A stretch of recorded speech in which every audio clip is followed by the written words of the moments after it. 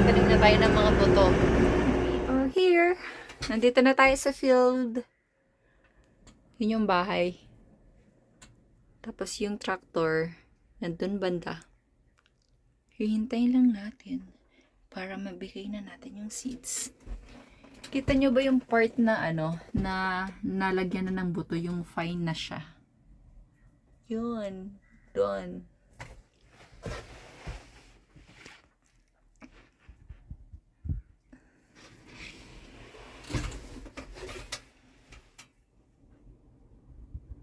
Medyo windy, mahangin. So, ang dinadrive ko pala is Ranigrawa. Ano ba yun sa And,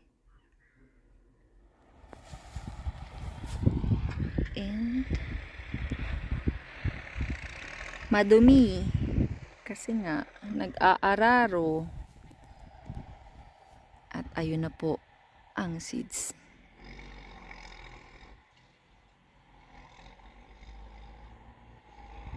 One more time. Punta pala tayo doon para makita nyo mamaya.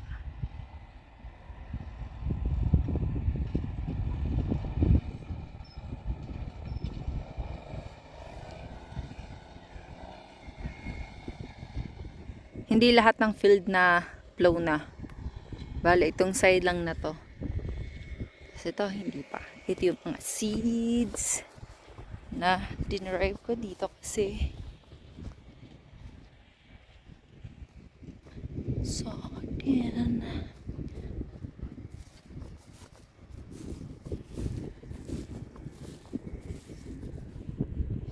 Ipapakita ko sa inyo ang so, dry pa din pero uulan ngayon 20 mm na ulan. Yan yung part na hindi pa nalalagyan ng mga seeds. Tapos yung kabilang side nalagyan na yan ng seeds. Ay, lamig. Lamig. Ang lamig. Oops. Nandito na tayo. So, yan yung na lagyan na ng buto. Itong side na to. Itong side na to hindi pa. So, ipapakita ko rin sa inyo mamaya kapag nilagay na yung mga buto. Ay, ang lamig. Skupo, Rudy. And hello everybody! So, nandito tayo ngayon sa ating kapatagan. Lumapit na ako kasi ang tagal nila. So, parating na yung tractor. Nakikita nyo naman, parating na yung tractor. Yan yung may mga buto. Siya yung nagtatanim ng mga buto. So, I'll show you. Pakita ko sa inyo na parating na siya. Ano ba to?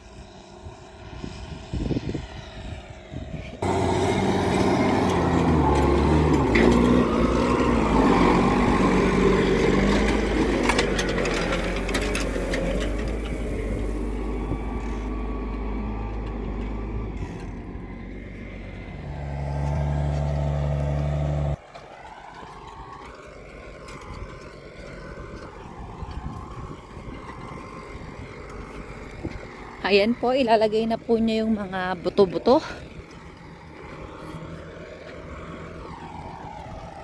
Hey, Gert!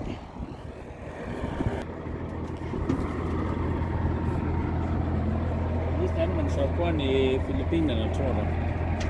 They will amaze. Bihaik din po Filipina na.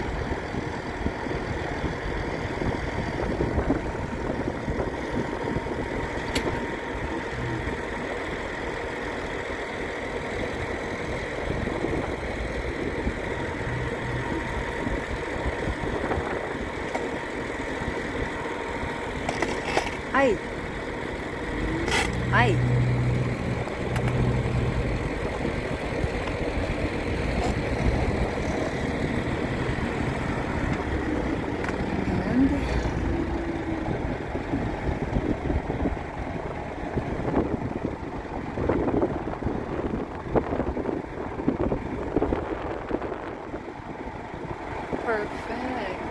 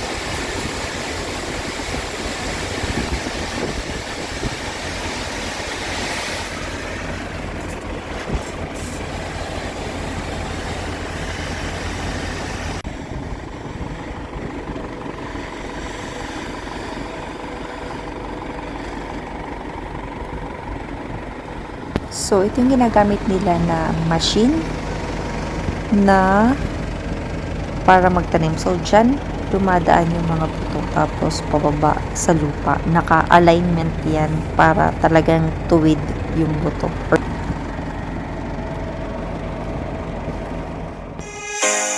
I walk into the kitchen, you saw the look on my face, you saw the look on my had to get out of this place.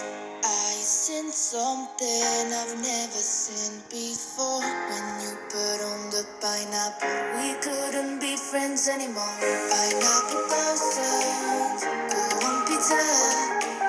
It's a fruit and you know that. Pineapple doesn't go on pizza. They just don't belong. Tractor, oh tractor. Hi, Blippi. Are you there? I am driving Ronnie Grower.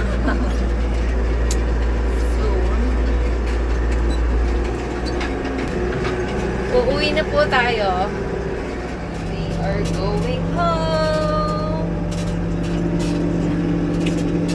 Curving ng taas. Driving.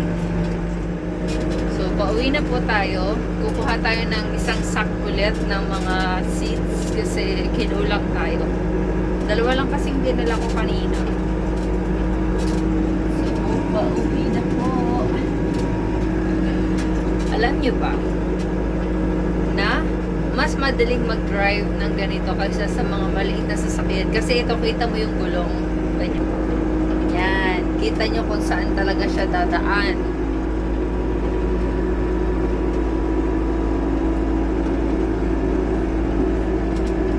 Kaya, mas madali siyang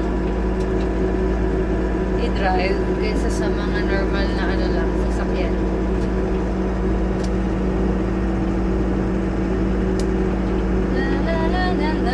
Uulan na po, siguro mga konting minuto na lang uulan na or oras, ewan. Kaya nagmamadali na kami kasi sabi hindi daw magandang magtanim ng ano, basta yung kakaulan pa lang or umuulan. Hindi nga kasi yung takip ng lupa, ano ba yan, basta whatever. So, malapit na po tayo sa ating kabahayan. And run! Run!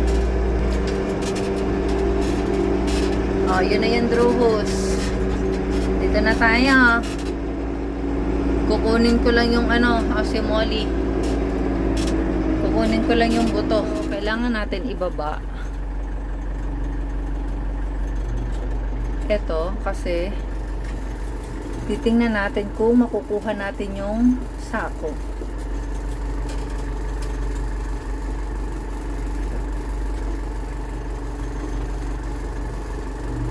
Okay. Tapos, okay na yan. Lagay lang natin to sa neutral. Oops. Sudden. Naka-neutral na siya. So, hindi na to aandar. Let's go na sa labas kasi isasabit natin yung buto. Sana sakto yung lagay ko kasi kapag hindi sakto yan ito yun, lagay natin sa bitin, kita niya yung bitin, hindi na siya makuha, so kailangan ko pa, pero isasara ko muna ang yan, isara ko yan ng mataas para maangat ko yung sa tractor